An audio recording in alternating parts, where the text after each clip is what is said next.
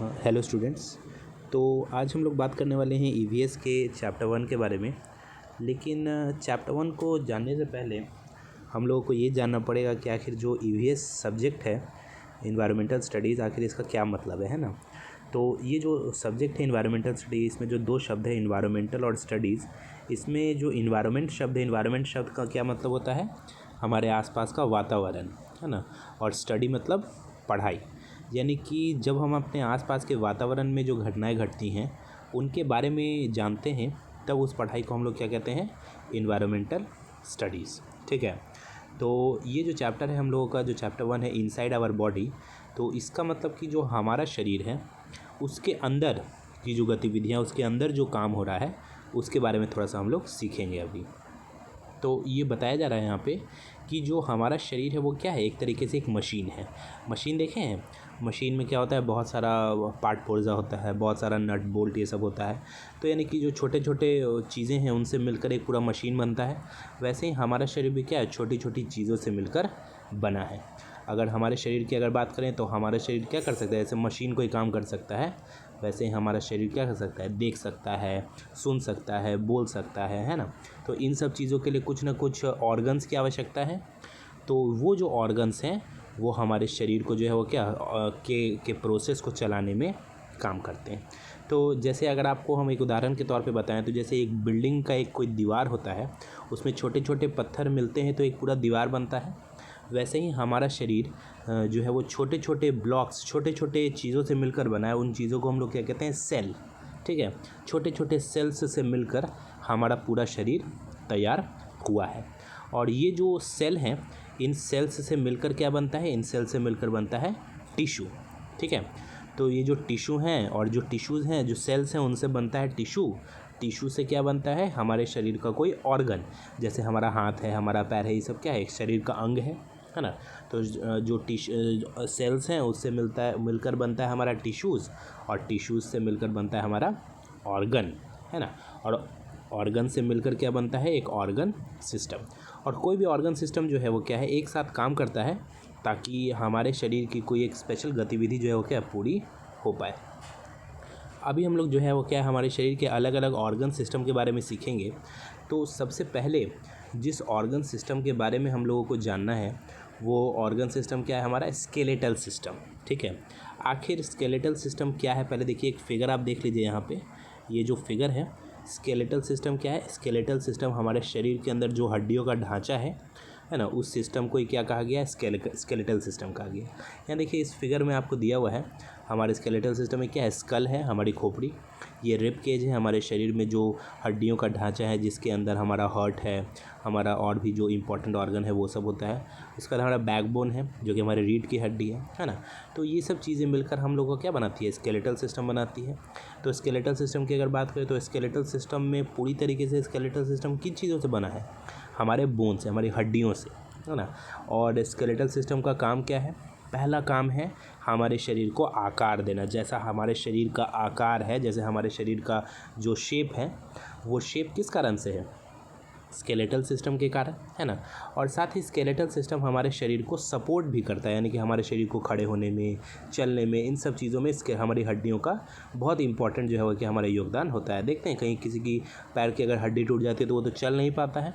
इसका मतलब कि हड्डियों के होने के कारण वो चल पा रहा है।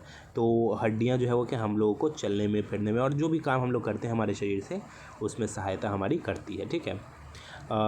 साथ ही हमारे अभी हम लोग जो फ़ोटो में देखे थे स्कल को, देखो ये जो हमारी खोपड़ी है, ये जो स्कल वाला जो है हम लोग का हिस्सा, ये स्कल क्या करता है? हमारे ब्रेन को बचाता है। हमारा जो दिमाग है, जो ब्रेन है, उसको बचाने का काम कौन करता है? स्कल करता है। साथ ही जो रिब केज है, यानी कि ये जो रिब केज वाला जो फ़ोटो है, ये देखिए, ये रिब केज का हिस्सा है। इस रिब केज के हिस्से में के अंदर क्या होता है? हमारे शरीर का हार्ट, हमारा दिल, हमारा लंग्स, हमारे फेफड़े, ये सब जो है वो क्या मौजूद होते हैं। बैकबोन है, वो हम लोग के शरीर को सीधा खड़ा होने में सहायता देता है ना। और ये जो रिब केज है, ये हमारे शरीर के जो इम्पोर्टेंट हिस्से हैं, इसको बचाकर हमारे शरीर को चलाने में भी क्या करता है? इम्पोर्टेंट योगदान हमारा देता है। ठीक है। साथ ही हमारे शरीर की अगर हड्डियों की बात करें तो एक छोटा बच्चा जिसका भी जन्म हुआ है उसके शरीर में छोटी छोटी हड्डियां होती हैं, सारी हड्डियां एक दूसरे से जुड़ी हुई नहीं होती हैं, है ना।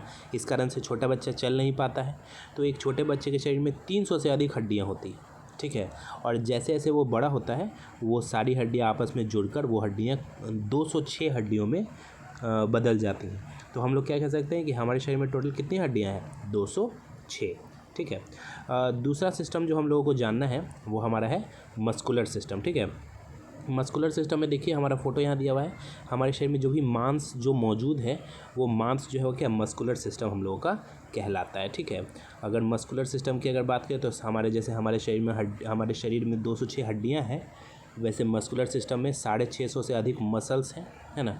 अगर मसल्स की बात करें तो सारे मसल्स हमारे हड्डियों से जुड़े हुए हैं और इससे हमारे शरीर को जो है क्या मूव करने में, है ना, इधर उधर घूमने फिरने में, बोलने में, स्माइल करने में सहायता मिलती है।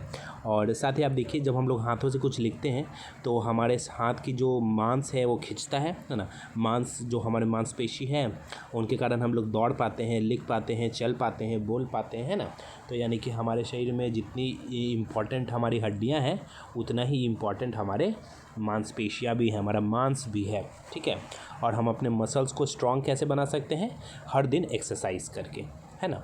तो इसके साथ ही हम लोग को अब जो जानना है वो क्या बताया जा रहा है कि मसल्स हैं तो शरीर में, लेकिन मसल्स 2 टाइप के होते हैं, ठीक है। पहला टाइप क्या है? वॉलेंटरी मसल्स, और दूसरा टाइप है इनवॉलेंटरी मसल्स। क्या है वॉलेंटरी मसल्स और क्या है इनवॉलेंटरी मसल्स? तो अगर वॉलेंटरी मसल्स की बात करें तो वैसे मसल्स, वैसी मांसपेशियां जिनको जब हम चाहें हम मूव कर सकें, हिला डुला सकें, वैसी मांसपेशियों को हम लोग क्या कहते हैं? Voluntary muscles. उदाहरण के लिए आप देख लीजिए हमारे हाथ और पैर में जो मांस है, जब चाहे हम हाथ को मूव कर सकते हैं, हाथ को हिला डुला सकते हैं, पैर को जब चाहे हिला सकते हैं, है ना। लेकिन ये जो मसल्स हैं, है ना, ये हमारे मतलब कहने का मतलब है कि ये जो मसल्स है ये हमारे मन मर्जी पे चलती हैं, है ना। हम जब चाहें तो इसको इस्तेमाल कर सकते हैं। तो वैसे मसल जो हमारे मन के मर्ज़ी पर चले वैसे मसल्स को हम लोग वॉलेंटरी मसल्स कहते हैं, ठीक है ना। दूसरा जो टाइप है वो है इनवॉलेंटरी मसल्स, यानी कि वैसे मसल्स जिस पर हमारा कोई भी कंट्रोल ना हो, लेकिन वो मसल्स अपने आप जो है वो क्या है? काम कर रहे हो। जैसे हमारा दिल धड़कता है ना, हमारा हार्ट जो है, हमारा हार्ट को क्या हम धड़कने से रोक सकते हैं? वहाँ पे तो मसल्स है, तो यानी कि उसको तो हम नहीं रोक सकते, वो अपने हिसाब से काम कर रहा है ना। खाना पचता है तो क्या खाना पचने के दौरान हम पेट को अपने कंट्रोल कर सकते हैं? नहीं कर सकते, वो भी मसल्स है। यानी कुछ ऐसे मसल्स हैं जिनको हम कंट्रोल नहीं कर सकते हैं, तो वैसे मसल्स को क्या कहते हैं? इनवॉलेंटरी मसल्स, ठीक है। तो ये जितना भी हम लोग जो मसल्स, ये जो हमारे सेल्स हैं और मसल्स हैं, इसके मदद से हम लोगों का काम होता है। कुछ और भी हम लोगों का सिस्टम है जिसको देखेंगे, लेकिन उसके पहले आप क्या करेंगे कि यहाँ तक के जो इम्पोर्टेंट वर्ड्स हैं, कुछ ज़रूरी शब्द हैं यहाँ तक के, हमारा देखिए यहाँ पर इंग्लिश में शब्द लिख दिया है हमने और साथ ही हिंदी में उसका मीनिंग भी लिख दिया है। आप इसको कॉपी में लिख लेंगे, ठीक है, इसको याद कर लेंगे। और जो अभी हम लोग यहाँ जो मसल्स के 2 स्केलेटल सिस्टम है, मस्कुलर सिस्टम है, इन सब के बारे में देखें हैं अभी, इसको आप जो है एक बार कवर करेंगे, है ना। और यहाँ तक पढ़ने के बाद फिर हम लोग इसके बाद दोबारा में आगे की तरफ बढ़ेंगे इसमें।